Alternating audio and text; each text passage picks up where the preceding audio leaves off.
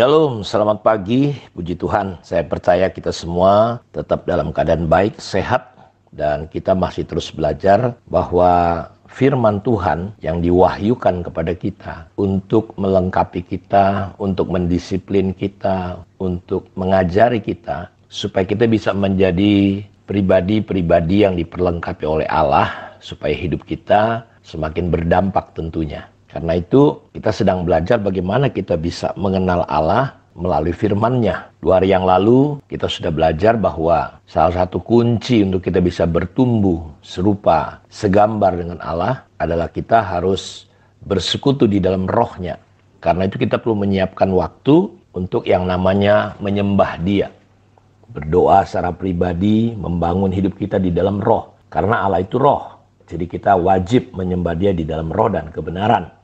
Seperti yang Yesus katakan kepada wanita di Perigi Yakub, bahwa akan datang masanya dan sudah tiba sekarang bahwa penyembah yang benar itu akan menyembah Allah di dalam roh dan di dalam kebenaran. Karena itu kalau kita ingin bertumbuh menjadi serupa, segambar dengan Kristus, kita harus menyiapkan waktu, memberi waktu kita secara pribadi. Kita perlu lapar dan haus selalu seperti Yesus ajarkan bahwa dia tidak bisa melakukan apapun sebelum dia melihat Bapaknya melakukannya. Dan ini harus menjadi patron kita. Dia pagi-pagi benar secara pribadi, dan ada banyak kisah ditulis dalam Alkitab bagaimana dia menyiapkan dan memberi waktunya untuk bersekutu dengan Bapa. Dia ajarkan satu hari ketika Marta begitu sibuk dengan pelayanan. Jadi jangan sampai saudara tergerus oleh yang namanya kesibukan. Dan Marta bersungut-sungut, lihat Tuhan, ini saudaraku ini gak peduli dengan aku. Tapi Tuhan berkata bahwa Maria sudah mengambil bagian yang terbaik.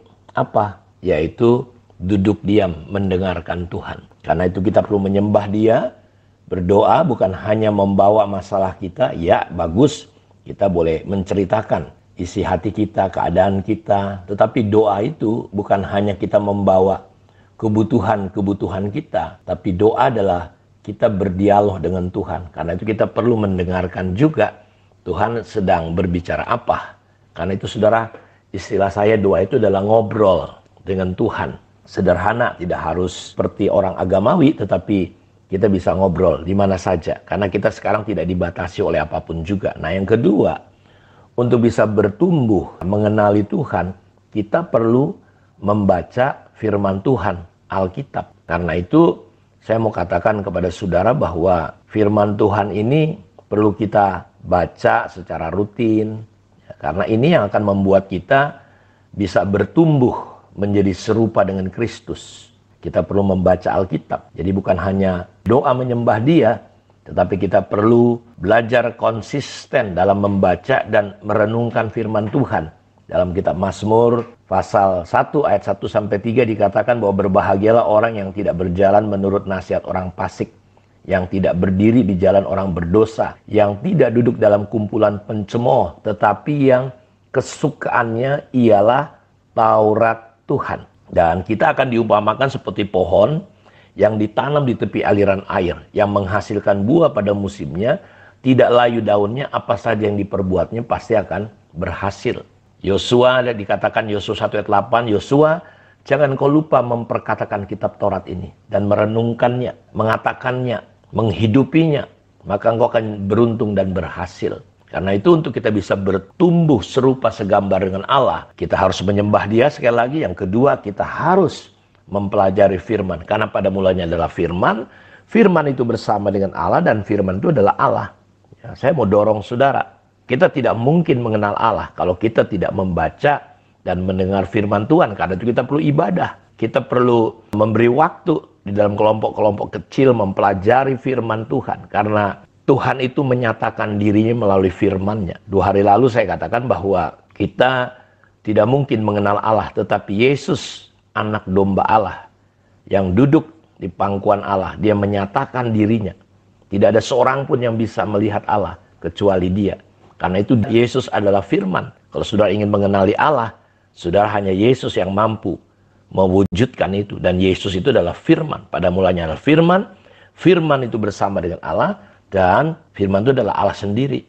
Karenanya dalam Mazmur 119 ayat 2, berbahagialah orang-orang yang memegang peringatan-peringatannya, yang mencari Dia dengan segenap hati. Daud, saudaraku, dalam hidupnya dia selalu bersyukur. Dalam ayat 7 dan 8, aku akan bersyukur kepadamu dengan hati jujur apabila aku belajar hukum-hukum-Mu yang adil. Aku akan berpegang pada ketetapan-ketetapan-Mu. Janganlah tinggalkan aku sama sekali. Jadi kita lihat. Karena itu, bagaimana dengan saudara? Apakah saudara masih antusias dalam mendengarkan firman Tuhan saat teduh kita? Apakah saudara masih semangat dan antusias membaca firman Tuhan atau Alkitab kita? Yesus berkata, berbahagialah orang yang lapar dan haus akan kebenaran. Jadi kalau saudara masih gagal, nggak apa-apa, saudara nggak usah tertuduh. Saya tidak bermaksud mengintimidasi saudara.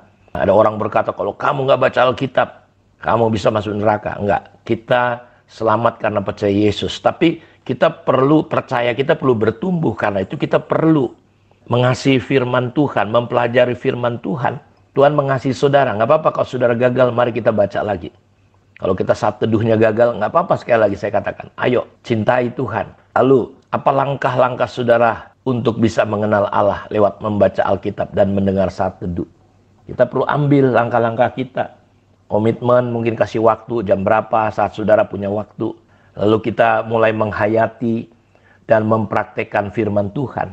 Dan biasanya kalau saudara semakin menghayati firman, menikmati firman, biasanya tujuan hidup kita, pandangan hidup kita, itu biasa akan mengalami perubahan. Kalau dulu saudara mungkin tujuannya hanya mencintai dunia ini, habiskan waktu untuk dunia ini, habiskan waktu hanya untuk mencari uang. Nggak salah kita bekerja, harus bekerja.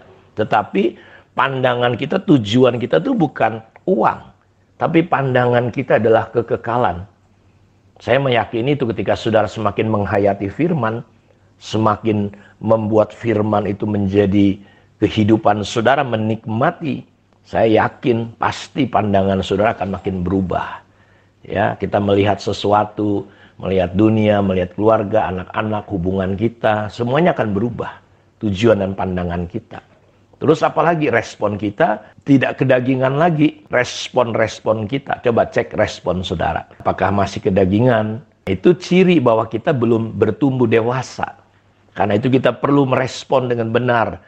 Karena respon itu kan lahir dari apa yang ada di dalam hidup kita. Karena itu yang di dalam hidup kita apakah masih hawa nafsu, ya, iri, dengki, kecintaan akan dunia. Nah, kita perlu masukin firman. Dan kita akan tahu bahwa kita mulai menikmati firman, firman menjadi darah dan daging ketika kapan? Ketika kita responnya, reaksinya makin berubah. Apalagi cirinya? Kita akan makin terbeban untuk jiwa-jiwa. Ya, biasanya orang, saudaraku, yang pandangannya belum dia pasti waktunya itu fokusnya selalu kepada hal-hal materi. Jadi kita perlu memberi hati dan waktu. Dan ini bisa terjadi ketika saudara sudah mulai terbeban. Jadi sudah mulai hidup kita itu mulai mengenali Tuhan lewat firman-Nya. Respon kita berubah, beban kita, waktu kita akan mulai berikan kepada manusia, jiwa-jiwa.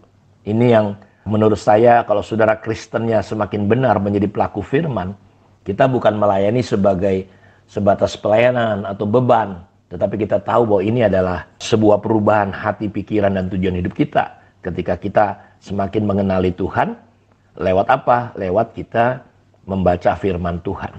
Ya, kiranya pagi hari ini Tuhan memberkati kita semua. Mari kita tunduk kepala, kita berdoa. Bapa, terima kasih untuk kemurahan, untuk anugerah-Mu. Biarlah hari-hari ini kami bisa mengenali Engkau ketika kami membaca firman-Mu. Karena Engkau adalah firman itu. Engkau mempercayakan dirimu, hidupmu. Ketika Engkau berfirman, kami bisa memahami Engkau. Berkati anak-anak-Mu dengan kelaparan, kehausan akan firman Tuhan. Terpujilah Engkau Tuhan saat ini. Di dalam nama Tuhan Yesus kami berdoa, kami bersyukur kepada Tuhan. Amin. Tuhan memberkati kita semua. Shalom.